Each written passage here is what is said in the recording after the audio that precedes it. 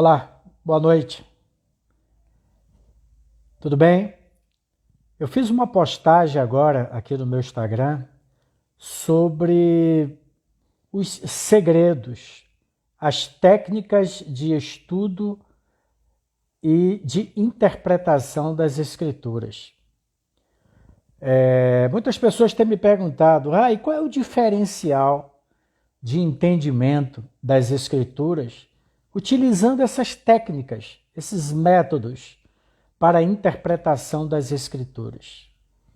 Bem, fazem 3 anos que eu tenho ministrado vários conteúdos lá no meu canal do YouTube, Rai Barreto. Inclusive eu comecei durante a pandemia, estudos muito abalizados, muito bem fundamentados das escrituras. E durante esses estudos, a gente vinha colocando um assunto, uma segunda-feira, a outra segunda-feira, outro assunto, assuntos esporádicos. E as pessoas começaram a me estimular, faça um curso para que a gente possa se aprofundar e ter uma revelação mais clara, um entendimento mais claro das escrituras. Foi então que eu decidi catalogar todos esses princípios de interpretação das escrituras.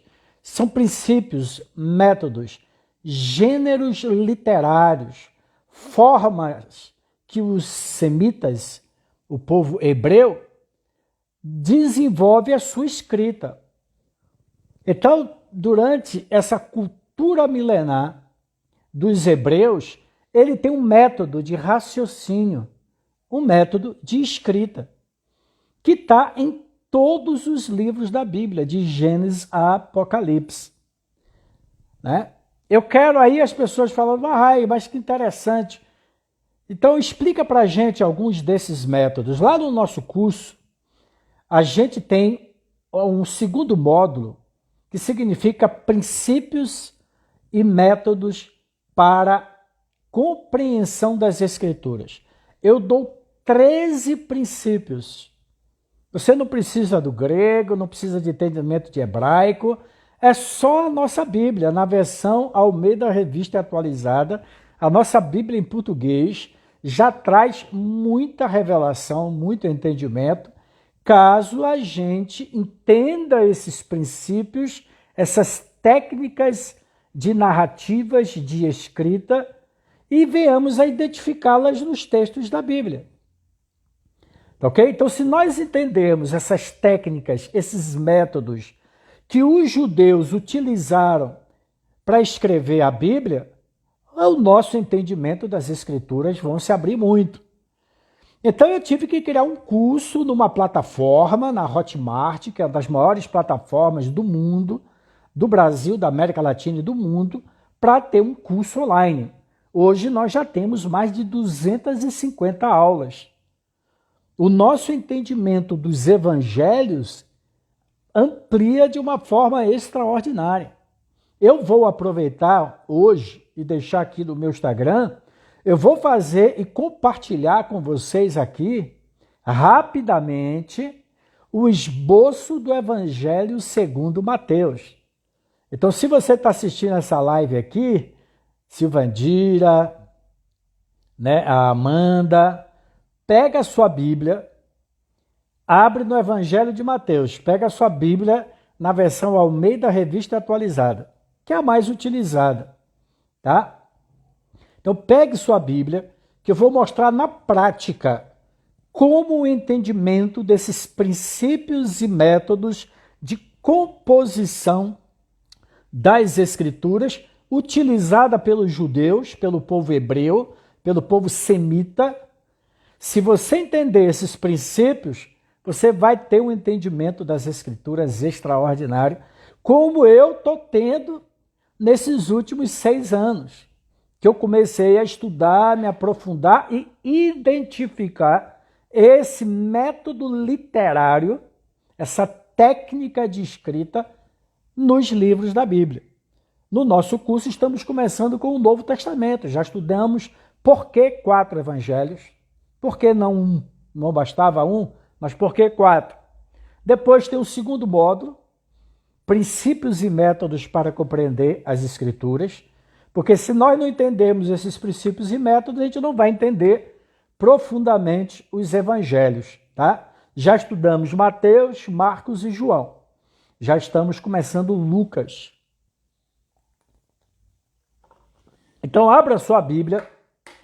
Eu vou explicar para vocês como identificar esses princípios aqui nas Escrituras. E eu vou fazer um esboço do Evangelho de Mateus como você nunca ouviu na sua vida. Pega lá a sua Bíblia. Se você estiver assistindo depois, você abre a Bíblia para conferir lá, tá? É bom que a gente entenda o seguinte, o papiro, a matéria-prima para escrever a Bíblia, desde a época lá de Abraão, de Moisés, etc., era muito escassa e custava muito, pessoal. Então, toda a transmissão bíblica, ela começou por uma transmissão oral.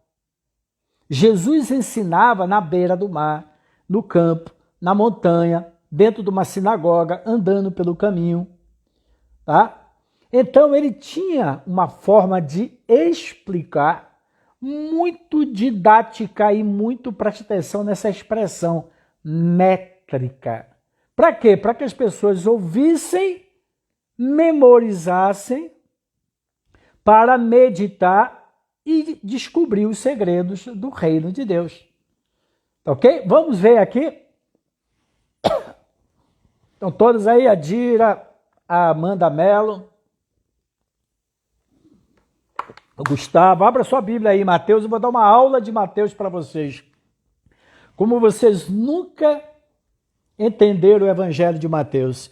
Aplicando esses métodos, entendendo as métricas de cada livro da Bíblia, eu hoje decorei todo o Evangelho de Mateus, do capítulo 1 ao capítulo 28. Mateus tem 28 capítulos. Eu decorei todo, não versículo por versículo, mas toda a estrutura, todos os assuntos de Mateus, capítulo 1 a Mateus 28. Por quê? Porque eu entendi a estrutura métrica do Evangelho de Mateus. Vamos lá? O Evangelho de Mateus começa assim: livro da genealogia de Jesus Cristo, filho de Davi, filho de Abraão. Vocês vão entender que o prólogo, a introdução de quase todos os livros da Bíblia tem um resumo de todo o livro. Todo o livro. O Evangelho de Mateus, Mateus escreveu o Evangelho do Reino de Deus. A expressão Reino de Deus é mais utilizada em Mateus do que nos outros 3 evangelhos. Por isso que a genealogia de Jesus já é associada com filho de Davi. Esta é a genealogia de Jesus Cristo, filho de Davi. Então, por que Mateus começa o seu evangelho descrevendo que Jesus é descendente de Davi? Porque ele quer mostrar que Jesus é da descendência real. Então, os primeiros capítulos de Mateus mostram a autoridade de Jesus como rei, as credenciais de rei. Tá? Para o povo judeu, a genealogia é algo de muita importância, porque a genealogia de qualquer judeu, até hoje, mostra a sua origem genealógica. Ok? Então ele começa a descrever que Jesus é filho de Davi. Aí ele mostra a descendência de Davi até Davi. Davi é o desterro da Babilônia, e o desterro da Babilônia até José e Jesus, que se chama Cristo. Ok? Aqui nós temos, como ele fala assim, de sorte que todas as gerações de Abraão a Davi são 14. De Davi até o exílio da Babilônia são 14. E do exílio da Babilônia até o Cristo, 14. Muitos teólogos estudam isso aqui, criam uma confusão, Uns dizem isso, outros dizem aquilo, porque nesta genealogia, se você for fazer uma conferência em todo o Antigo Testamento, Mateus esqueceu de 3 pessoas nessa genealogia. Aí uns dizem porque esqueceu, porque o segundo manuscrito e tal, vira uma confusão. Mas a Bíblia é muito simples e muito óbvia. Por que Mateus colocou a genealogia de Jesus Cristo de 14 em 14? Porque na gemátria, a gemátria é a numerologia bíblica. A gemátria é a ciência das escrituras, ciência hebraica, bíblica, que mostra que cada letra do hebraico tem a sua correspondência numérica. O hebraico não tem número. Então, o alfabeto hebraico, cada letra representa um número, depois dezenas, centenas e milhares. Então, o nome Davi, em hebraico, tem uma gemátria, a soma das letras do nome de Davi dá igual a 14. Simplesmente isso. O que Mateus queria dizer é que 14, 14, 14, Jesus é autenticamente filho de Davi, portanto, da descendência real. Tá? João Batista também era, né, primo de Jesus. Agora preste atenção no primeiro versículo de Mateus. Livro da genealogia de Jesus Cristo, filho de Davi, filho de Abraão. Então, até a metade do Evangelho segundo Mateus, Jesus é enfocado, é retratado como um rei. Era o rei prometido da descendência de Davi que iria estabelecer o reino de Deus, ou o reino davídico, prometido a Davi. Ok? Mas Jesus veio para os judeus para estabelecer o reino, mas os seus não o receberam. Os judeus não o receberam como rei.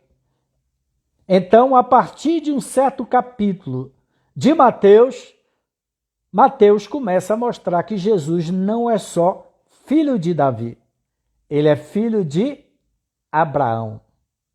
Em Davi, Jesus é rei e o Evangelho de Mateus é o evangelho que mais tem citações do Antigo Testamento, para que se cumprisse o que foi dito pelo profeta Isaías, pelo profeta Jeremias, pelo profeta...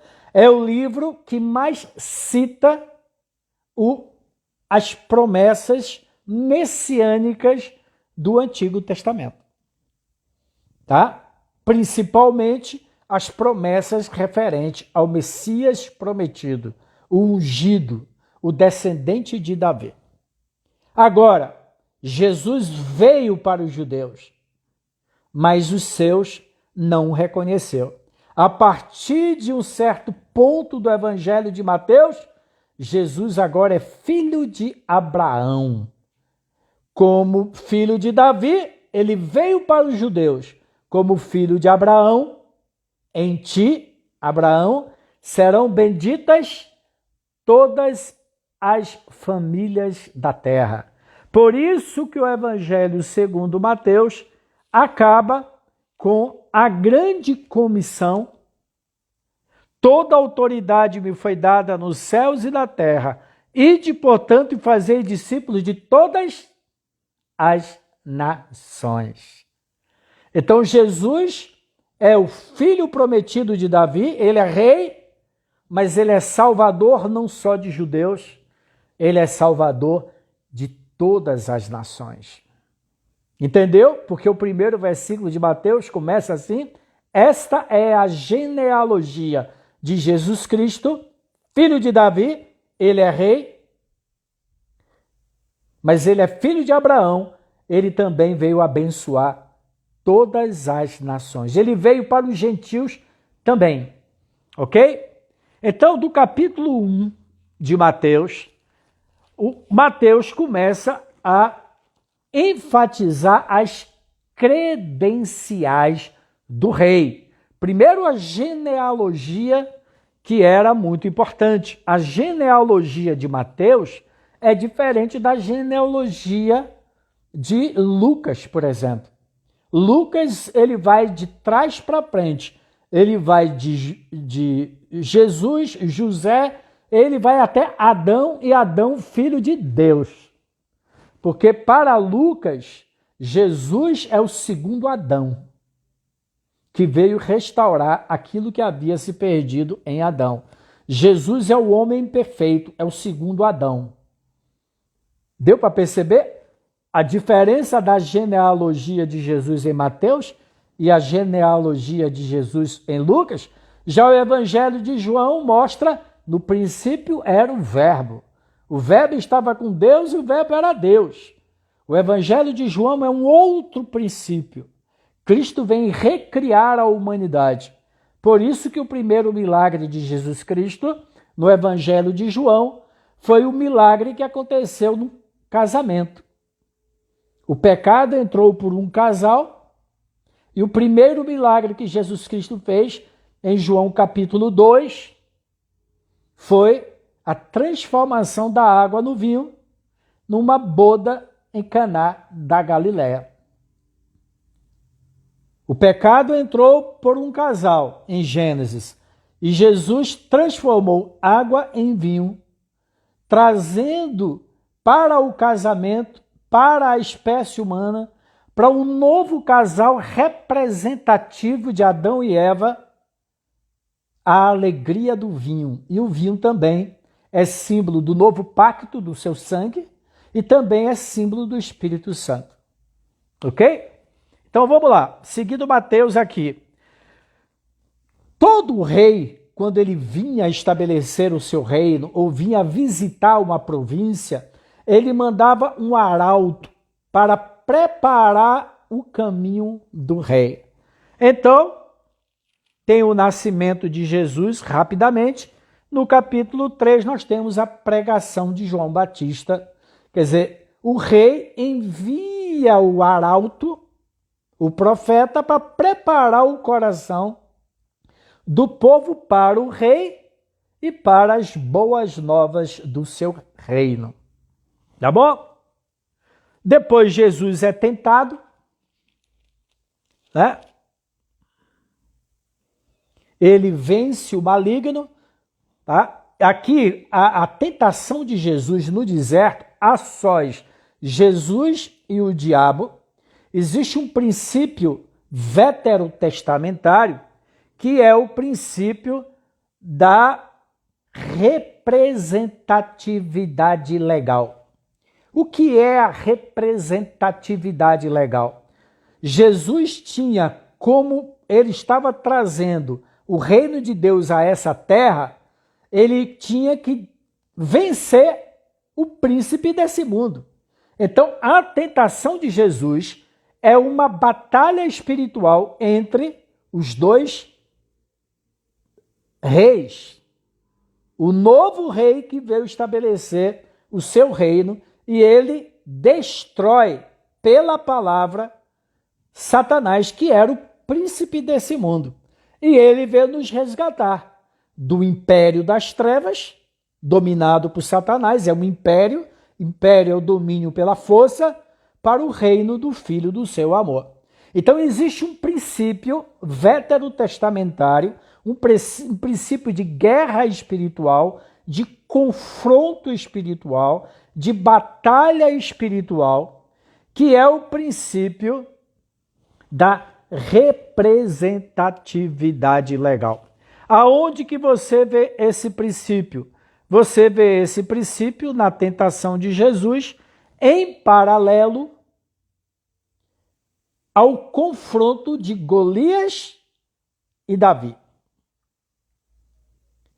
Tá? Golias estava ameaçando o povo de Deus, blasfemando contra o povo de Deus e desafiando o povo de Deus para descer ao vale para lutar contra ele. Aí Davi, ou desculpe, Golias usa uma expressão, né? Ele usa uma expressão. Basta apenas haver o duelo entre um representante dos filisteus e um representante do povo judeu. Se eu vencer esse representante, toda a nação me serviria. Se eu perder para esse representante, os filisteus iriam servir aos judeus. Você vê isso lá no confronto de Davi e Golias. É o princípio da representatividade. Tá? Se Golias vencesse o representante, que no caso foi Davi, toda a nação serviria aos filisteus. Se Davi vencesse Golias, toda a nação dos filisteus iria se submeter a Israel. Ok? Então, Cristo é o nosso representante legal que venceu a Satanás. Venceu a Satanás. Tá? Então, isso é o princípio da representatividade. Da representatividade legal. Ok? Bem, então por que Jesus, depois que foi batizado, teve que enfrentar o diabo?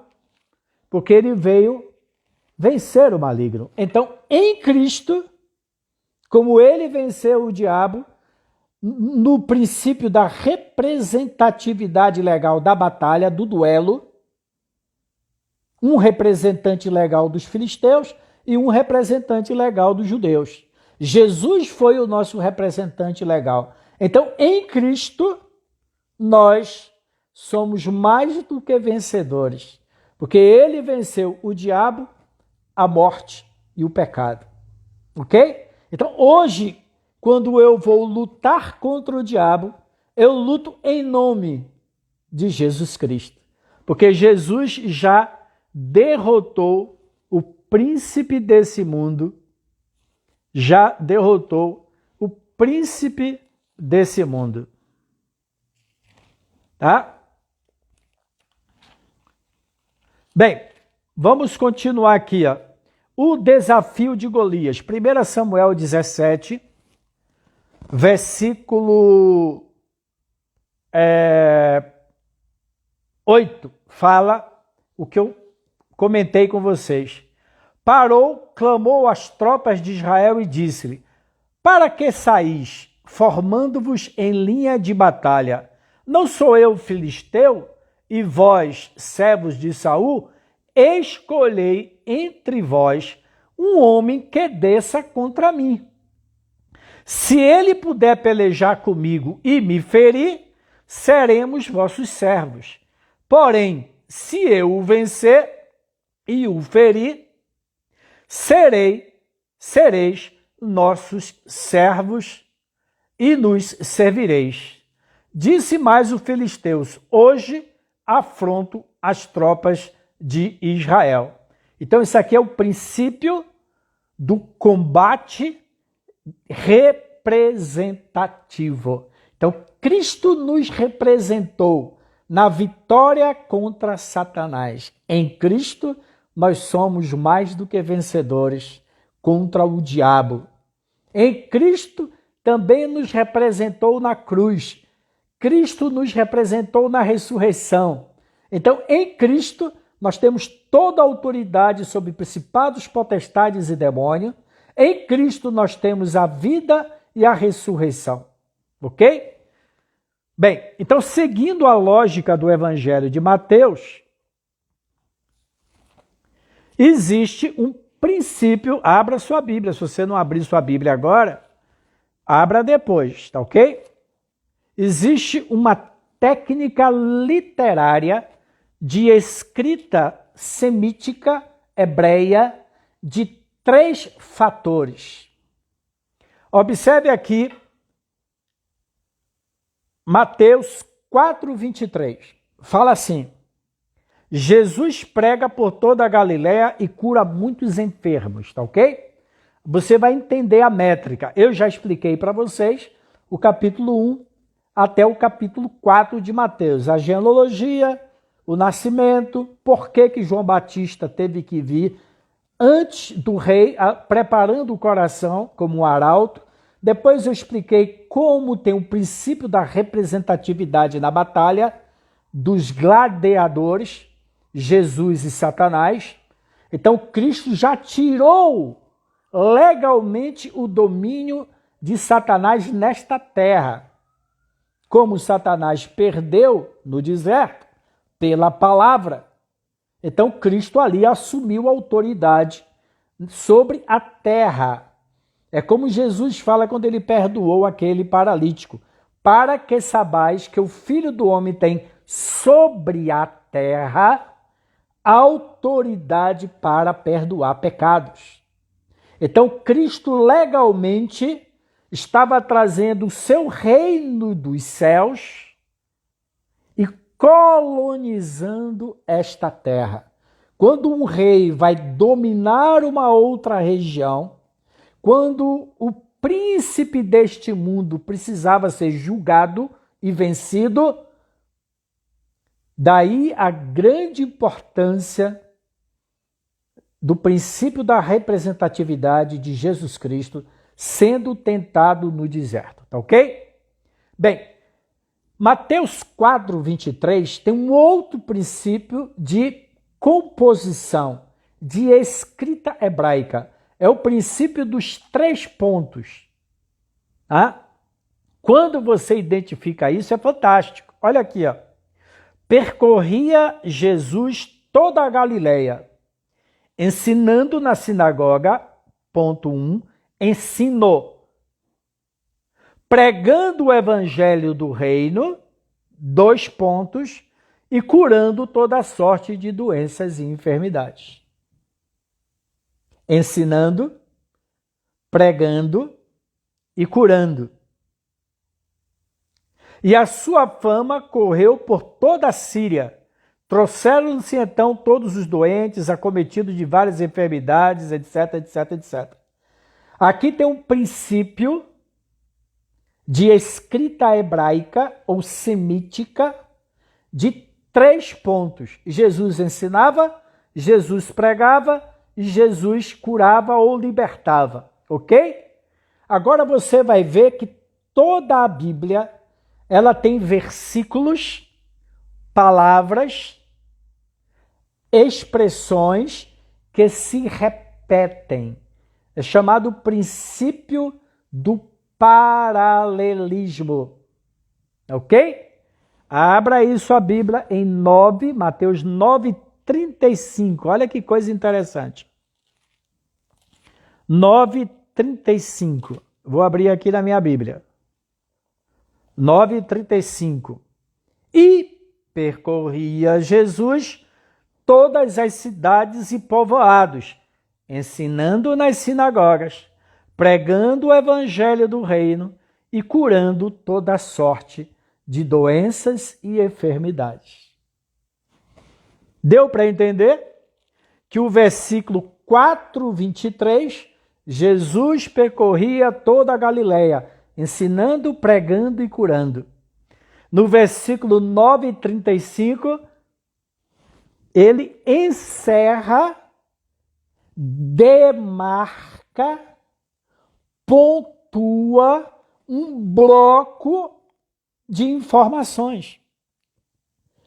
Todo texto na Bíblia que se repete estabelece blocos de informações que você deve ler no conjunto. O grande problema é que a gente lê passagens da Bíblia sem perceber o conjunto, ou o contexto, ou os blocos. Tá? Então, essa expressão, no capítulo 4, 23 de Mateus, e percorria Jesus toda a Galileia, ensinando nas sinagogas, pregando o evangelho do reino e curando toda sorte de doença e enfermidade, é repetida em Mateus 9, 35. 9:35. Por isso que é bom ler a Bíblia no papel, viu, gente? Você que lê a Bíblia no celular, você não pega essas coisas não, tá? Tem que ser papel. E continuava Jesus percorrer todas as cidades e povoados, ensinando na sinagoga, pregando o evangelho do reino e libertando pessoas. Então, o reino de Deus vai se manifestar através do ensino, da pregação e da libertação. Libertação ou cura, tá, gente? Então, Mateus, capítulo 5, 6, 7, 8 e 9, até o versículo 35, é um bloco. Jesus ensinava, curava e libertava. Mateus 5, 6, 7, 8 e 9.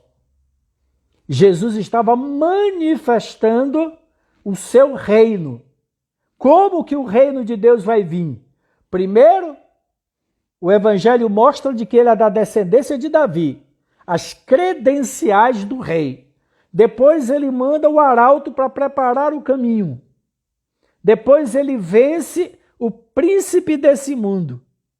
Ele está vindo colonizar o seu reino na terra. Venha o teu reino a esta terra. É o reino dos céus, o domínio dos céus, o governo dos céus sendo colonizado nesta terra. Então o rei vem, vence o príncipe desse mundo, agora ele tem autoridade legal para implantar o seu reino nessa terra. E como que Jesus começa a expandir o seu reino? Ensinando, pregando e libertando. Capítulo 4, 5, 6, 7 e 8 de Mateus. Ok? E o capítulo 9. Capítulos 5, 6 e 7, Jesus ensinou. Jesus ensinou. Tá ok? Vendo Jesus a multidões, subiu ao monte e, como se assentasse, aproximaram os seus discípulos e ele passou a ensiná-los. Jesus ensinava, pregava e libertava. Então, a manifestação do reino de Deus em Mateus, capítulo 4, 23. Jesus andava por toda a Galiléia, ensinando, pregando, curando e libertando. No capítulo 9, 35, ele fecha o bloco.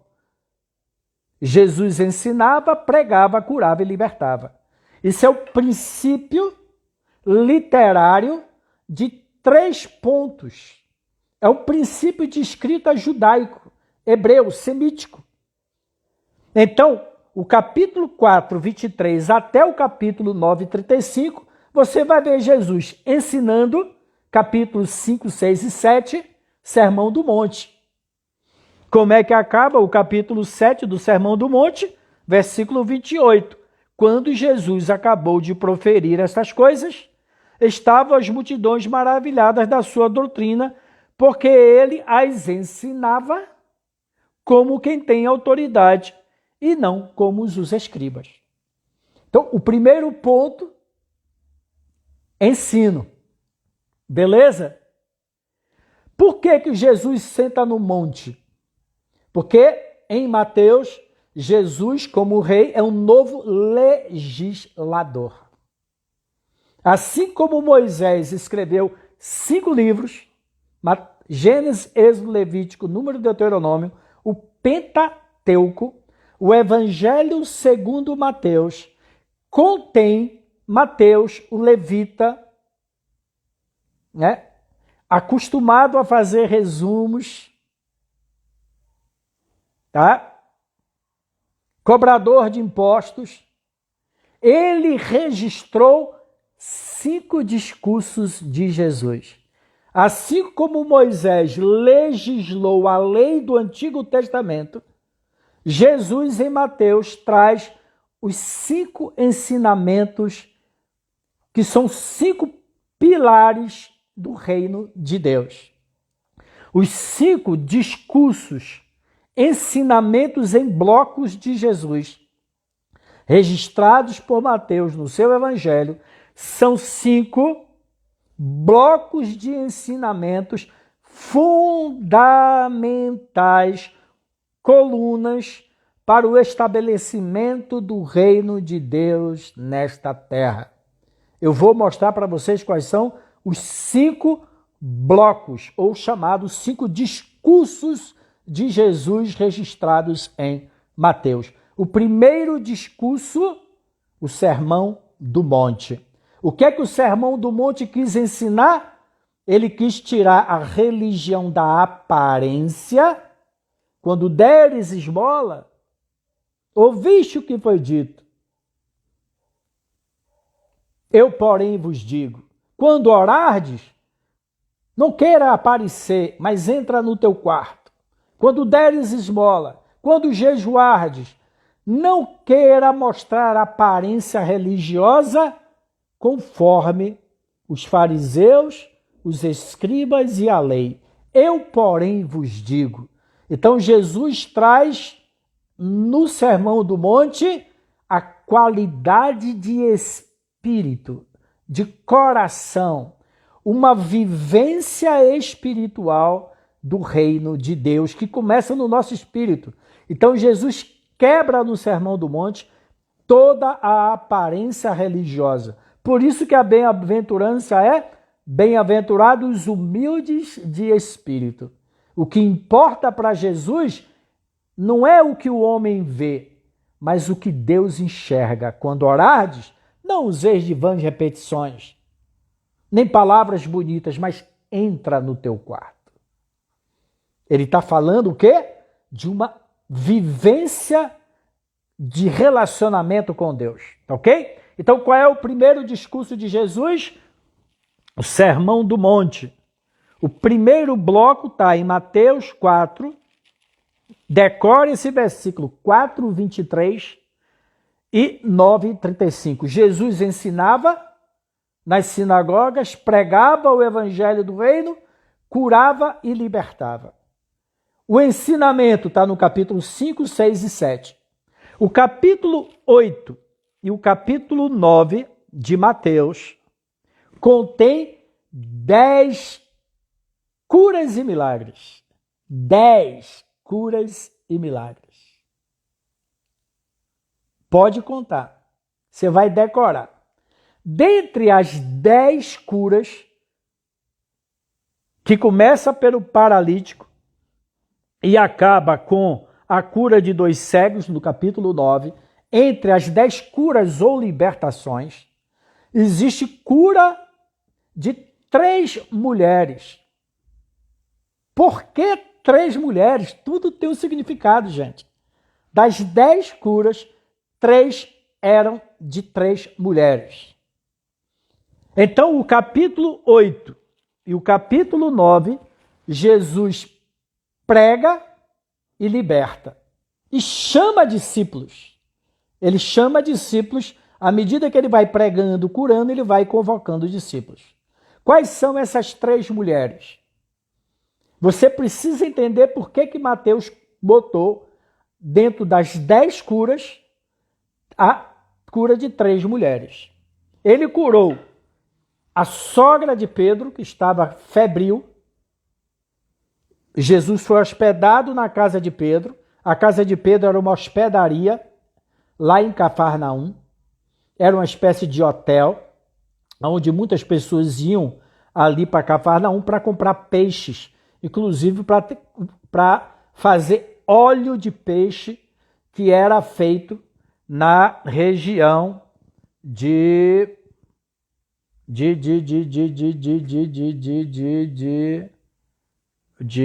Caná da Galileia. Tá? Então ele curou a sogra de Pedro, uma senhora que queria servir, mas estava impedida de servir porque estava com uma febre muito alta.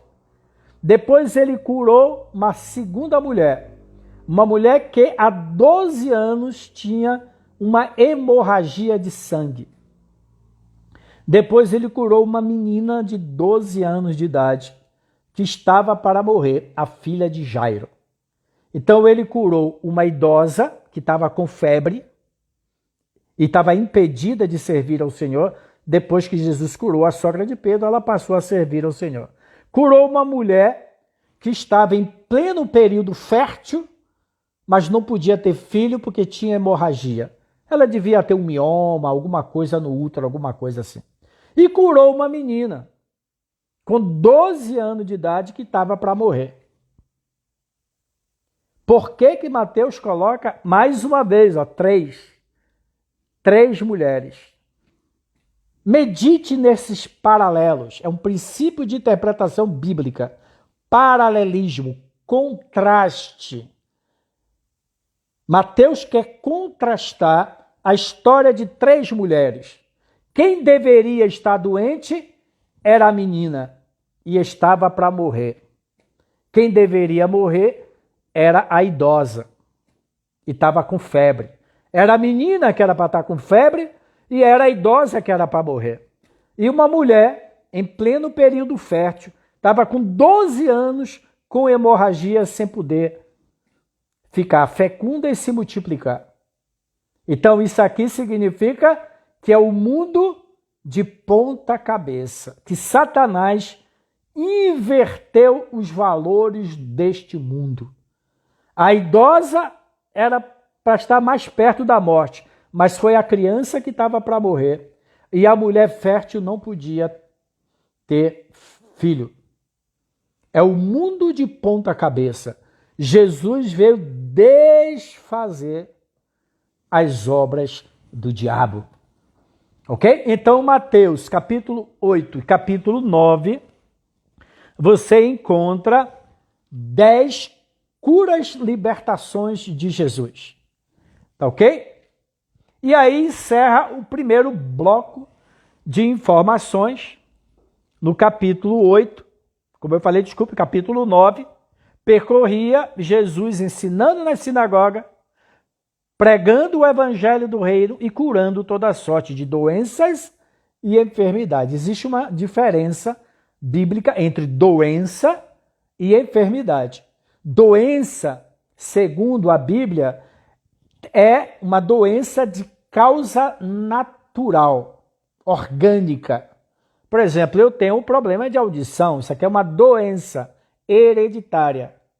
Enfermidade, segundo a Bíblia, tem uma expressão, espírito de enfermidade. Então a Bíblia distingue doença como uma causa natural e enfermidade como uma causa demoníaca, ok? Então Jesus curava toda sorte de doença, um câncer, uma hemorragia, uma febre ou enfermidade, pessoas lunáticas, às vezes depressivas, etc, etc, etc. Ok? Já expliquei para vocês Mateus capítulo 1 até o capítulo 9.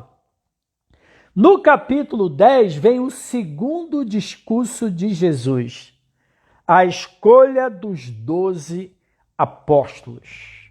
O capítulo 10 e o capítulo 11, o rei começa a preparar arautos para expandir o seu reino. Está vendo a lógica?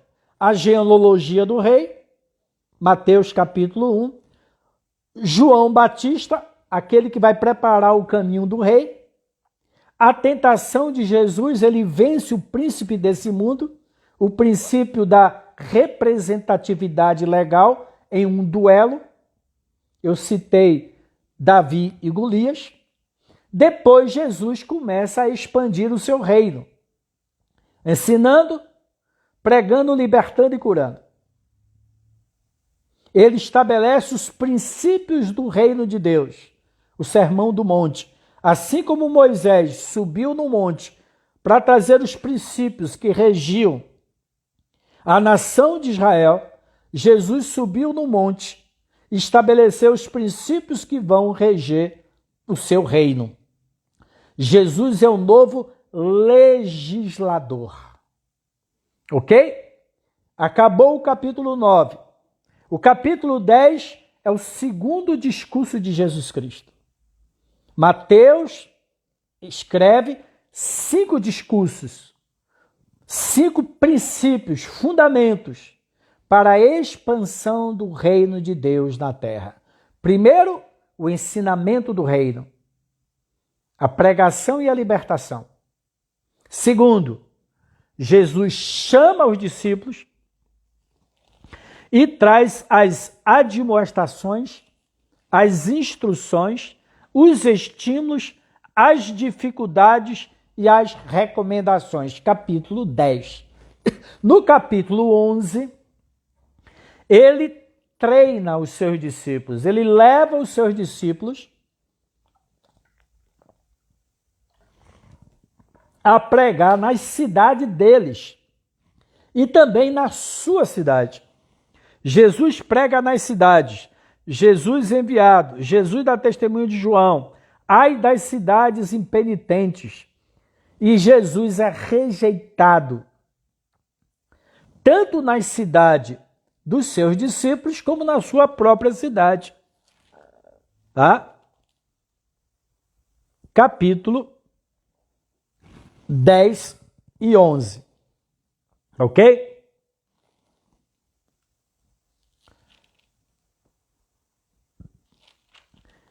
E o capítulo 12, ele também é rejeitado pela liderança judaica.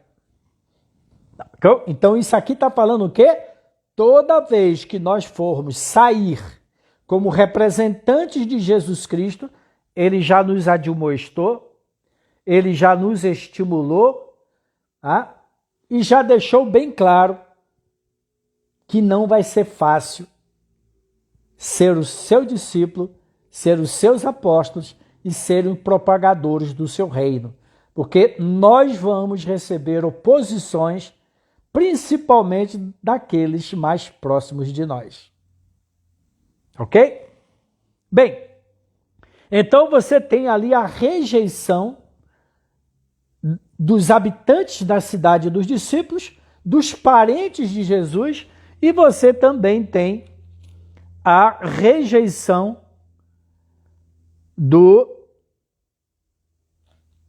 da própria liderança religiosa, dos escribas, dos fariseus, dos saduceus, etc. Terceiro bloco de discursos de Jesus Cristo registrados no Evangelho de João. As parábolas do reino. Capítulo 10, 11 e 12 fala do discipulado, do treinamento dos discípulos e como os discípulos iriam pregar, expandir o reino e como eles encontrariam resistência, oposição das pessoas. Por isso que ele estimula e admoesta, e ensina, e dá o exemplo do discipulado. Nesta primeiro envio dos discípulos, Jesus vai junto com eles nas cidades. Capítulo 10, 11 e 12 fala do discipulado, né? E os problemas que o discipulado enfrentará. O capítulo 13 de João contém 7 parábolas. É chamada as parábolas do reino de Deus. 7 parábolas. 7 na Bíblia, nunca mais você vai esquecer essas parábolas se você entender essa didática de escrita hebraica. 7 na Bíblia, na numerologia Bíblia, é 4 mais 3. Então, das 7 parábolas, foram divididas em 4 parábolas e 3 parábolas de coisas escondidas. As 4 primeiras parábolas, você nunca mais vai esquecer, Mateus 13 contém 7 parábolas. As 4 primeiras parábolas mostram como o reino de Deus vai se propagar. É a parábola do semeador, a parábola do joio e do trigo, a parábola do grão de mostarda e a parábola do fermento do pão, da mulher que faz pão em 3 medidas de farinha. A parábola da semente, do semeador, a parábola do trigo e do joio, a parábola do grão de mostarda e a parábola do pão, a mulher fazendo pão. Essas 4 parábolas retratam rotinas diárias na vida de qualquer mulher na época de Jesus da Palestina. As 4 parábolas. Por isso que essas parábolas, quando aquelas mulheres e aqueles homens ouviam aquelas parábolas, memorizava para que ela pudesse entender os princípios do reino de Deus. Como que o reino de Deus vai se expandir na terra. As 4 primeiras parábolas, a parábola do semeador, a parábola do trigo e do joio, a parábola do grão de mostarda e a parábola da mulher que coloca 3 medidas, uma medida de farinha, coloca fermento em 3 medidas de farinha para fazer o pão, é chamado do ciclo do pão. O ciclo do pão. Então, toda mulher judia plantava a semente. Quando ela dormia, o joio crescia. Depois ela plantava o grão de mostarda e depois fazia o pão. Era a rotina de toda mulher judia. Plantar, cuidar do mato, né? Das ervas daninhas que crescem junto, plantar a mostarda, pegar a farinha, colocar fermento e fazer o pão. Então ela tinha que plantar o trigo, se preocupar com aquilo que é falso, com o que o Satanás implanta na natureza humana para dificultar o crescimento do reino de Deus. Ela planta o grão de mostarda e ela faz o pão com o trigo que ela semeou. A única dificuldade é a gente entender a parábola do grão de mostarda nesta sequência do ciclo do pão. Semear o trigo, cuidar do mato, tirar o mato para que a plantação floresça, plantar a mostarda, colher o trigo, moer o trigo, fazer a farinha, pegar o fermento, fazer o pão e comer. Essas 4 parábolas do reino mostram como o reino de Deus vai se propagar e os problemas para o crescimento do reino. De 4 terras, só uma era frutífera. Você planta a palavra, mas o diabo, enquanto você dorme, ele vai plantar o engano na mente das pessoas. Isso aqui é chamado do ciclo do pão. Você semeia o trigo, vem o joio, o falso, né? A erva daninha, planta a mostarda e faz o pão. A única dificuldade é a gente entender o que tem a ver a mostarda, o grão de mostarda, no ciclo do pão. O que acontece? O pão, na Palestina, até hoje, ela é aquela bolacha, né? Eles pegam farinha de trigo, fermento, água, faz aquele bolachão, pega uma pedra, esquenta a pedra em brasa, coloca e faz aquele bolachão como a gente faz para a ceia. O que acontece? O pão, ele não tem muito gosto. Então, eles pegam a mostarda, amassa a mostarda e faz uma pasta para passar no pão e comer o pão. O ciclo do pão. Semeadura, joio, mostarda para fazer o recheio, a pasta do pão. As 4 parábolas de como o reino de Deus vai se expandir na terra. E as dificuldades que Mateus capítulo 11 e 12 já tinha mostrado as dificuldades, a rejeição pelos familiares, pelos líderes.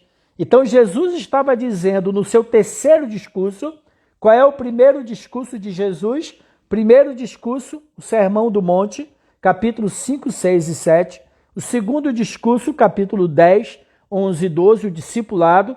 Terceiro discurso de Jesus, as parábolas do reino, como o reino de Deus se propagará, as dificuldades do crescimento do reino de Deus, as oposições, como as pessoas reagirão à pregação dos apóstolos no capítulo 10. Ele ensina, capacita apóstolos e fala, o reino de Deus vai ser você sair para semear. Algumas sementes vai cair na beira do caminho. As pessoas não vão ter raiz. Outras pessoas na igreja vão se preocupar tanto em ganhar dinheiro com as coisas do mundo que ela vai acabar se afastando. Então não se preocupe. De 4 terrenos, de 4 pessoas que você ministrar a palavra, uma vai vingar. Então não se decepcione. Assim como me perseguiram, bem-aventurado sois vós, porque também perseguirão a você. Então, as dificuldades para a expansão do reino. O evangelho do reino. O terceiro discurso de Jesus. Então, o capítulo 13 tem 7 parábolas. 4 é o ciclo do pão. E 3 são coisas escondidas. O reino dos céus é semelhante a um tesouro no campo que um homem observou que as 4 primeiras era a função da mulher. A função da mulher era semear, fazer a horta, fazer o pão e preparar o pão dentro de casa. Então, as 4 primeiras parábolas, Jesus inclui as mulheres no trabalho do seu reino. As outras 3 parábolas estão relacionadas ao trabalho de homem. O tesouro escondido no campo, a pérola escondida e a parábola dos peixes, porque também ali tem a escolha de peixes escondidos. Tá ok? Tá dando para entender todo o evangelho de Mateus para você meditar? A genealogia do rei, o arauto do rei, que vem preparar o caminho, João Batista. O rei enfrenta o príncipe desse mundo, o diabo, a tentação de Jesus. Jesus vence. Depois Jesus estabelece os princípios e os fundamentos do seu reino, que é criar um espírito novo, não uma religião. Jesus não veio trazer uma religião à terra. Ele combateu a aparência religiosa. Né? Ouviste o que foi dito, eu porém vos digo. Tá? Depois Jesus opera 10 curas e milagres. Depois ele chama apóstolos, das instruções, as admoestações, vai pregar na cidade deles e depois ele conta as parábolas do reino, como que o reino de Deus vai se expandir. Ok? Bem, o capítulo 14 e o capítulo 15, nós temos a primeira multiplicação dos pães e a segunda multiplicação dos pães. O que é que acontece entre a primeira e a segunda multiplicação dos pães, capítulo 14 e capítulo 15 de Mateus? O capítulo 14 e o capítulo 15 de Mateus, Jesus já começa a pregar o evangelho na região além da Galileia, em Decápolis. Essa é a diferença da primeira multiplicação dos pães, foi feita dentro de território judeu, e a segunda multiplicação dos pães foi feita na Decápolis, entre os povos gentios. O que é que Jesus já estava ensinando para os discípulos? Mateus capítulo 1, versículo 1. Princípio da genealogia de Jesus Cristo. Filho de Davi. Jesus é filho de Davi. Jesus é rei, mas foi rejeitado. Mas agora ele é filho de Abraão. Ele não só veio para os judeus, ele veio para os gentios. Então ele começa a levar a palavra para os gentios. Tá legal? O coração do Evangelho de Mateus é a revelação de Pedro no final do capítulo 16, quando Pedro tem a revelação de que Jesus Cristo é o Filho de Deus. É interessante que durante 3 anos, Jesus esperou que os discípulos tivessem a revelação de que ele não era um profeta apenas, ele não iria estabelecer um reino natural, uma revolução social, pegando em armas e destruindo os romanos, mas ele veio estabelecer um reino espiritual. Então, quando Pedro tem a revelação de que ele é o Cristo, o Filho de Deus, aí Jesus falou: Pedro, sobre esta revelação eu vou edificar a minha igreja. Quando Pedro tem esta revelação, no Evangelho de Mateus e o Evangelho de Marcos, isso é muito mais claro. Marcos capítulo 8 é o coração do Evangelho de Marcos. Tá? Aqui não tem tempo, tem que tomar o curso, pessoal. Para quem chegou aqui agora, eu estou explicando para as pessoas e demonstrando para as pessoas, né, os princípios e métodos para compreender a Bíblia. Então, eu estou dando aqui o princípio literário dos 3 temas, dos 3 pontos. O princípio do paralelismo, da repetição. Versículos que se repetem, eles demarcam blocos de informações, ok? Aqui em Garanhuns, na reunião de quinta-feira, na casa da irmã Tereza, eu compartilhei João capítulo do capítulo 1 ao capítulo 4. Né? Jesus faz o seu primeiro sinal em Caná da Galileia, transformando água em vinho. E faz um outro sinal em Caná da Galileia com aquele centurião, né? Que é o termo lá, é o oficial do rei, né, que pede para curar o filho dele. Também em Caná da Galileia. Então, o primeiro sinal de Jesus foi em Caná. E o segundo sinal foi em Caná da Galileia. Então, aqueles 2 milagres, tudo que tiver ali dentro, está relacionado uma coisa com outra. Tá? A história de Nicodemos, a história da mulher samaritana, capítulo 2, capítulo 3, capítulo 4 e o capítulo 5, né? de João, até o capítulo 4, desculpe, né? 4:46, a cura do filho de um oficial. Então, o capítulo 2, o capítulo 3 e o capítulo 4, o 2 é as bodas de Caná da Galileia. É o primeiro sinal de Jesus, João capítulo 2. O último sinal dele é a cura. Tá vendo? Foi este o segundo sinal que fez Jesus depois de vir da Judéia. 4:54. Então, o primeiro sinal do capítulo 2 e no final do capítulo 4, o segundo sinal, também em Caná da Galileia. Então, tudo o que vem entre o capítulo 2, o capítulo 3 e o capítulo 4 de João, todos eles estão no contexto da Páscoa. Tudo ali fala sobre salvação. Nicodemos, a mulher samaritana e etc, etc, etc.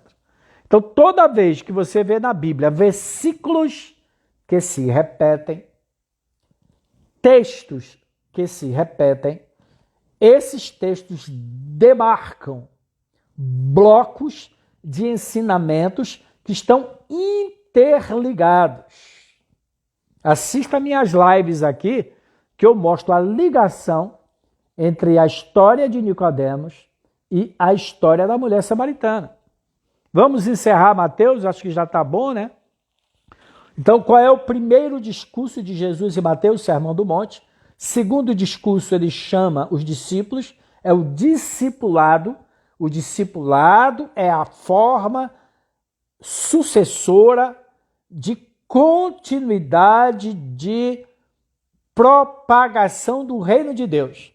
É o que Paulo fala para Timóteo. Aquilo que de mim aprendestes, isso fala para homens fiéis e idôneos, e esse replique. Então, é Jesus, os discípulos e o reino de Deus vai sendo propagado. Então, Jesus lança os fundamentos no Sermão do Monte, ensinava, pregava, curava, libertava, capacita os 12, ensina os 12, vai na cidade dos 12, depois capítulo 13, as 7 parábolas de como o reino de Deus se expandirá na terra. Então, o capítulo 13 são as parábolas do reino, as 7 parábolas do reino, 4, ciclo do pão, e 3 coisas escondidas, encerrando lá com o pão, ok? Então, Mateus capítulo 4, 15, tá? Depois ele continua com o discipulado. O outro discurso de Jesus está no capítulo 18. No capítulo 18, Jesus começa a mostrar os problemas do reino de Deus e como resolver problemas da comunidade que vai começar a surgir as igrejas do reino. Capítulo 18 é um capítulo chave. É um capítulo chave. Tá? Que ele explica como resolver os problemas do reino de Deus. Todas as igrejas precisam receber o ensinamento de Mateus capítulo 18 para você saber como lidar com os problemas das comunidades que começarem a surgir do reino de Deus. Jesus em Mateus 5, 6 e 7 estabelece os fundamentos. 8, 9 e 10, cura, liberta e coisa. 8 e 9, 10 curas e milagres. E chamados para o discipulado. 10, 11 e 12, os discípulos pregam nas sinagogas, pregam nas cidades. 13, as parábolas do reino. 18, o reino está se propagando, os apóstolos estão pregando, as dificuldades do reino, algumas sementes caem em terreno fértil, começa a produzir as comunidades do reino. Agora, nós precisamos aprender a lidar com os problemas de relacionamento, porque reino é relacionamento. Então, o capítulo 18 fala, o maior no reino dos céus. Problema de posição, de orgulho, a gente sempre vai enfrentar esse problema dentro das comunidades do reino de Deus. A parábola, os tropeços. Mateus capítulo 18, versículo 6. Os tropeços. Sempre vamos ter problema de pessoas que se escandalizam. A parábola da ovelha perdida. Tá? Por causa do orgulho, muitos vão tropeçar. E quando esses tropeçar, nós vamos ter que aprender a lidar e recuperar essas ovelhas perdidas. Muitos também terão problemas de pecado, vão pecar. Como se deve tratar o irmão culpado? Vai arguí-lo. Problema de irmãos que pecaram, foram admoestados. Fala a primeira vez, a segunda vez, apresenta a igreja. Se ele não ouvir, declara o anátema. Outra coisa importantíssima e fundamental em toda a comunidade cristã, as igrejas do reino. Quantas vezes se deve perdoar um irmão? Toda a comunidade do reino de Deus deve receber esses ensinos, porque no capítulo 18 de Mateus, já que Jesus lançou os fundamentos, equipou os seus discípulos, seus arautos, seus apóstolos, explicou como o reino de Deus vai se propagar. Agora as comunidades do reino começam a surgir. Essas comunidades vão enfrentar alguns problemas. Problemas de posição, de orgulho, quem quer o maior, quem é o menor. Problemas de tropeço, de uma ovelha que se perde.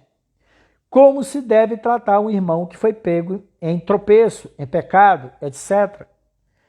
Quantas vezes devemos perdoar o nosso irmão? Em um dia, eu tenho uma live no YouTube, uma série completa, a Escola do Perdão. Baseado nisso aqui. Toda igreja precisa receber um ensinamento bíblico da Escola do Perdão. Ok? Então vai lá no YouTube ou no Google, digita Rai Barreto, Escola do Perdão. Ok? Para quem entrou agora, eu estou explicando, né? Vê essa live do início, eu já estou aqui há algum tempo, aqui o Instagram não diz o tempo de live, tá? Mas eu acho que eu já estou aqui há uns 45 minutos explicando como ler a Bíblia usando os princípios, métodos, ritmos literários da cultura semítica hebraica. Então, eu já expliquei a estrutura literária de 3 fatores, a estrutura do paralelismo, a estrutura da repetição, né? E eu estou fazendo aqui um resumo em 45 minutos de todo o Evangelho de Mateus, como você nunca entendeu, como eu nunca tinha entendido, até que eu entendi esses princípios de interpretação da Bíblia, né, que as pessoas me pediram para eu explicar mais, só que eu não tenho tempo de botar isso no YouTube, gente. No meu curso, eu já estou na aula de número 200. Aulas de 5, 10, 15 minutos. 200 aulas. Eu gravei agora a aula de número 200. Como estudar os 4 evangelhos? Por que não 1, não 2, mas 4? O outro módulo do curso, princípios e métodos para estudar e compreender as Escrituras. São 13 princípios. Eu estou mostrando para vocês aqui, abrindo a Bíblia em Mateus e mostrando alguns deles na prática. Por que no curso eu ensino primeiro esses 12 princípios? Para que a gente possa identificar na nossa Bíblia em português. Nada do que eu estou explicando para vocês aqui precisa ter conhecimento de grego, de hebraico, nada disso. É Bíblia em português. Então, o Evangelho de Mateus, Mateus registra 5 discursos, blocos, colunas de ensinamentos do reino de Deus. Primeiro discurso, Sermão do Monte. Segundo discurso, o discipulado cristão, capítulo 10. Terceiro discurso, as 7 parábolas do reino. Quarto discurso, a escola do perdão, Mateus capítulo 18. Os problemas das comunidades que irão surgir. Jesus lança os fundamentos, prepara os arautos, capítulo 10. Explica os problemas que eles enfrentarão quando eles pregarem o reino. As parábolas do reino, capítulo 13, como o reino de Deus vai ser recebido, qual é a reação das pessoas diante da pregação do reino, capítulo 13. Depois as comunidades começam a surgir. Quais são os problemas que uma comunidade cristã passa? Mateus capítulo 18 tem que ser ensinado em todas as igrejas, porque aqui ensina os princípios do reino, como enfrentar os problemas de uma comunidade do reino. Primeiro problema, Mateus capítulo 18, o maior no reino dos céus. O problema do orgulho e da vaidade. Por isso que a primeira bem-aventurança é bem-aventurados humildes de espírito. O reino de Deus e o espírito do reino, ele confronta todo o orgulho, toda a vaidade, toda a autodependência, autossuficiência do ser humano. Mateus, capítulo 18. Os tropeços. Nas comunidades do reino, alguns vão se escandalizar, vão tropeçar. As parábolas da ovelha perdida. Por causa do orgulho, haverão tropeços, Os pequeninos tropeçarão, vão se desviar. Nós precisamos ser treinados a buscar a ovelha perdida. No Evangelho de Lucas, é mais claro as parábolas da misericórdia. Lá em Lucas, ele conta 3 parábolas de misericórdia. Em Lucas, capítulo 15. São coisas que se perderam. Coisas que se perderam. A ovelha perdida, a dracma perdida e o filho perdido. O Evangelho de Lucas é o Evangelho da graça e da misericórdia. A palavra graça e misericórdia e parábolas de graça e misericórdia é descrita totalmente em Lucas. Lucas é o Evangelho da graça. Vai no meu YouTube que eu tenho um pequeno vídeo sobre isso. As 3 parábolas é a parábola do pastor que busca a ovelha. A segunda parábola é a mulher que pede uma dracma. A dracma era uma moeda que tinha a esfinge, a figura ou a imagem do rei que governava naquela região. Herodes, César na época. Então o dracma tinha a imagem de César. Então aquela mulher, preste atenção, acende a luz para buscar a imagem que se perdeu. O pastor perde a ovelha. A mulher busca, acende a luz para achar a imagem que se perdeu. E a terceira parábola fala do pai que esperou o filho que se perdeu. Então, em Lucas 15, nós temos a Trindade. O Filho, Jesus, o pastor. O Espírito Santo, a luz, que vai resgatar a imagem de Cristo em você que foi perdida. E a terceira, o Abba, o Pai.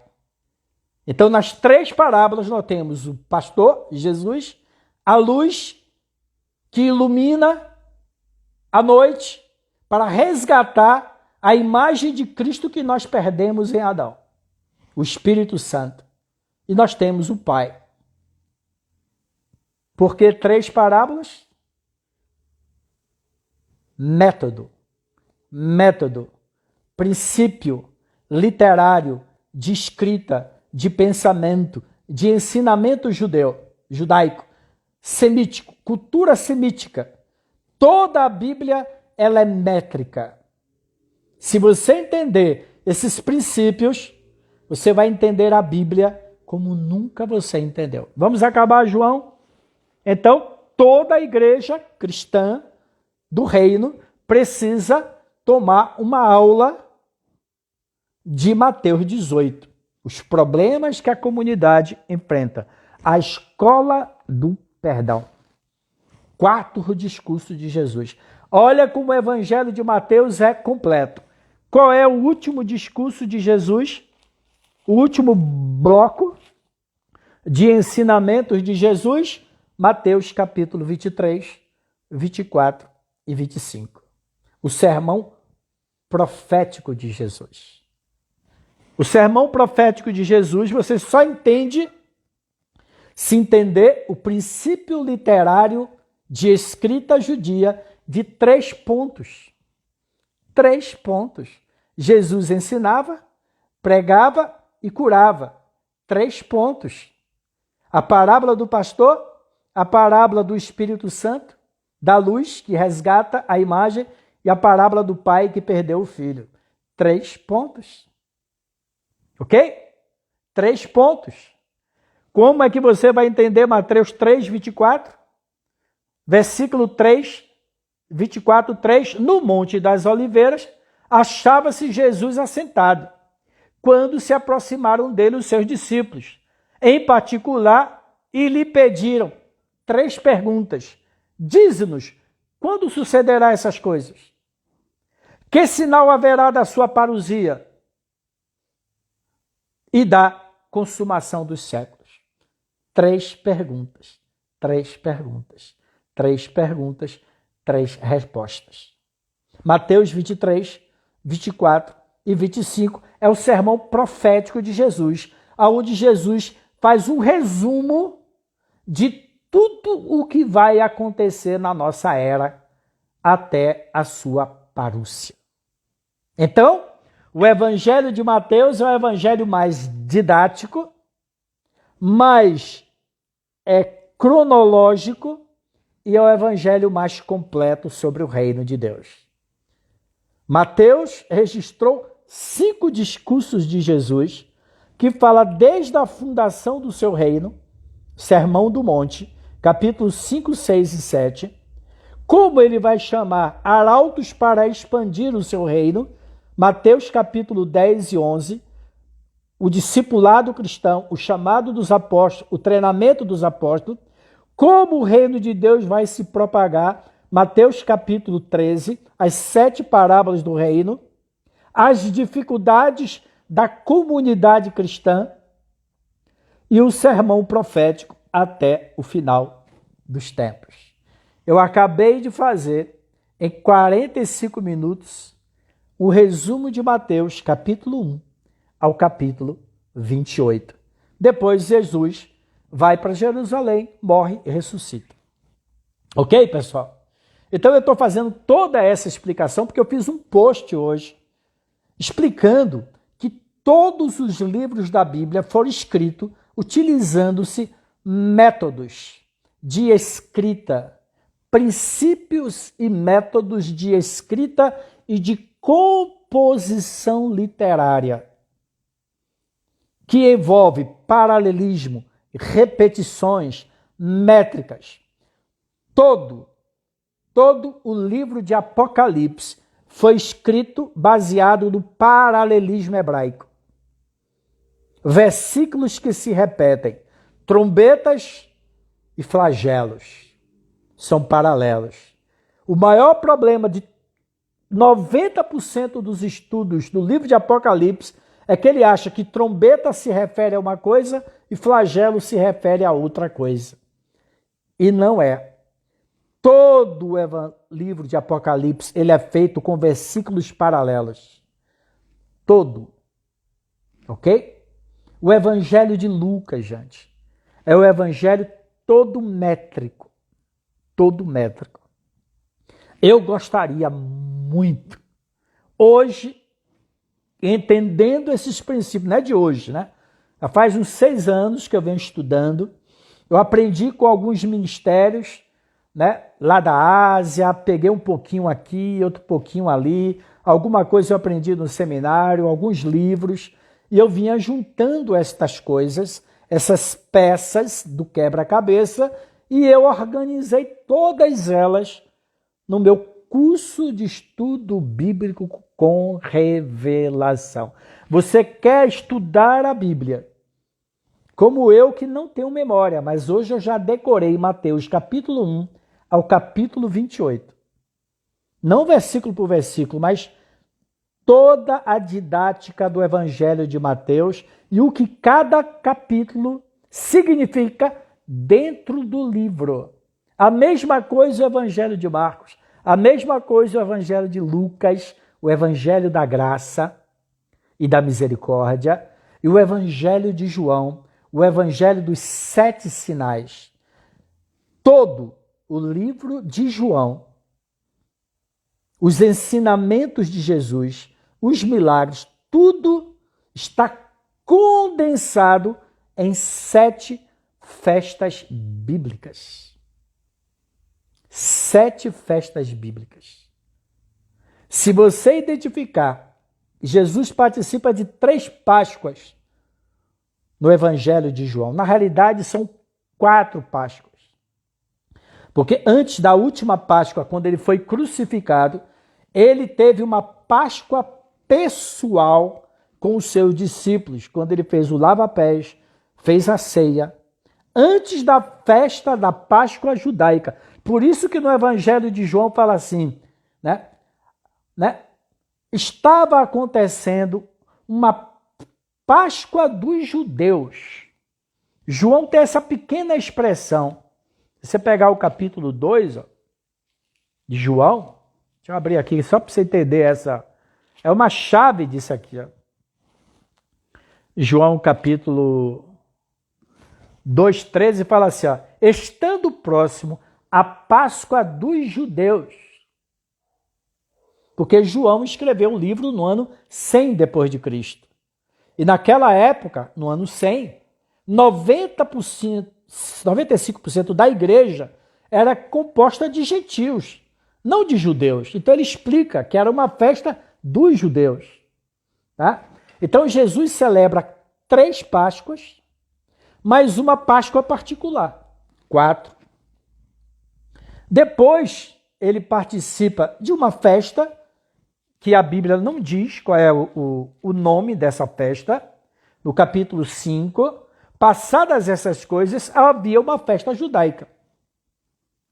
Provavelmente é uma festa da purificação que havia. Aí no capítulo 7, 8, 9, 10, 4 capítulos de João dedicados à festa dos tabernáculos, 6ª festa. E logo no final do capítulo 10, você vê a festa do Chanuká, a festa da dedicação, 7 festas. No Evangelho de João, João registra 7 sinais que Jesus fez. 7 festas, 7 sinais. No Evangelho de João, tem 7 afirmações de Jesus que ele era. Eu sou a luz do mundo. Eu sou a porta das ovelhas. Eu sou, na ressurreição de Lázaro, a ressurreição e a vida. Então, qual é a didática para você entender todo o Evangelho de João? Entender as festas bíblicas. Todo o ensinamento de Jesus em João se concentra no contexto de uma festa judaica. Gente, espero que eu tenha estimulado você. Tá? Então as pessoas falaram para mim, Rai, me ensina essas coisas para a gente. Gente, não tem como eu colocar 200 aulas no YouTube. Eu precisei, porque as pessoas me pediram, Rai, faz um curso para a gente. Durante a pandemia eu ministrei muita coisa no YouTube e as pessoas mais próximas falaram, Rai, faça um curso, faça um curso. O livro de Apocalipse eu tenho escrito há mais de 15 anos. E tem gente falando um monte de besteira sobre Apocalipse, gente. 90% do livro do Apocalipse já se cumpriu. O próprio João começa o livro e fala, estou escrevendo as coisas que são e que haverão de ser. Então o livro de Apocalipse fala da Primeira Guerra Mundial, já aconteceu. A Segunda Guerra Mundial, a peste negra, o cavalo preto.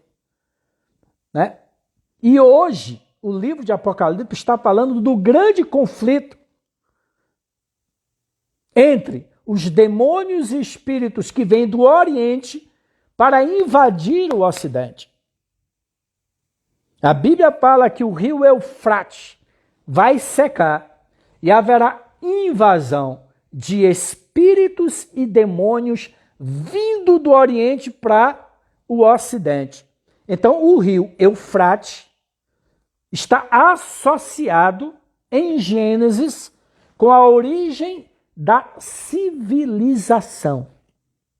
A civilização nasceu na Mesopotâmia.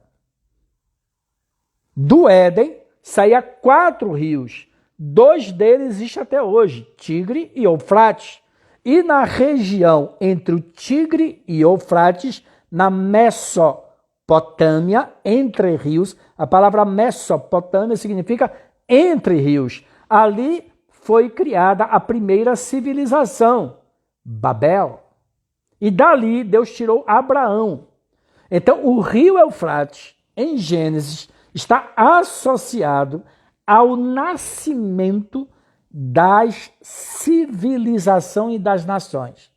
Quando Apocalipse fala que o rio Eufrates vai secar e vai haver a invasão de espíritos e reis, desculpe, corrigindo, espíritos de rãs, que são espíritos de demônio, e reis, governantes, políticos, nações, filosofias do Oriente para invadir o Ocidente. É o que está acontecendo hoje, é a China, gente. O grande dragão vermelho.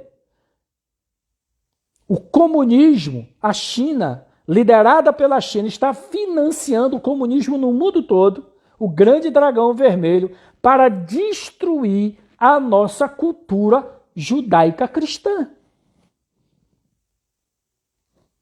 Ao vivo e a cores, Apocalipse.